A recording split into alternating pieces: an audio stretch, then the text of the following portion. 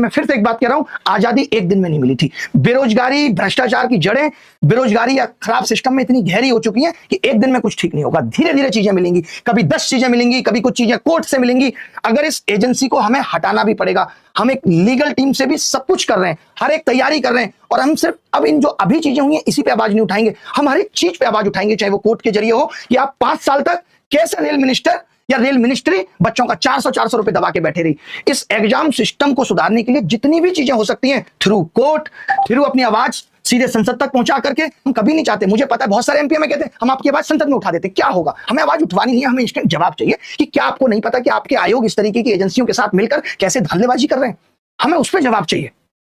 तो अभी जो हमने सोचा है, आपने एक चीज देखी, हम उस स्तर पे आ चुके हैं जहां मीडिया को भी समझ में आ गया है कि बच्चों के साथ गलत हो रहा है, और जब शिक्षक उसकी आवाज उठा रहा है तो उस पर पुलिस लाठियां चार्ज कर रही है, जो कि एकदम बर्बरता है सरकार की। एकदम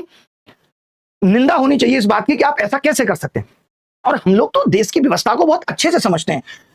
और हमें मालूम है, इसीलिए हमने बच्चों को नहीं बुलाया। हमने नहीं कहा कि भाई आप लोग आ जाओ, अभी भी हम किसी भी बच्चे को बुलाना नहीं चाहते। आप जहां हैं, आपको लगता है आप वीडियो बना करके इस आवाज को बड़ा कर सकते हैं, तो आप वीडियो बना के जारी करिए, ताकि जब इतनी सारी चीजें लोगों के सामने जाएंगी, जब हर तरफ यही दिखेगा कि कैसे बेरोजगार युवा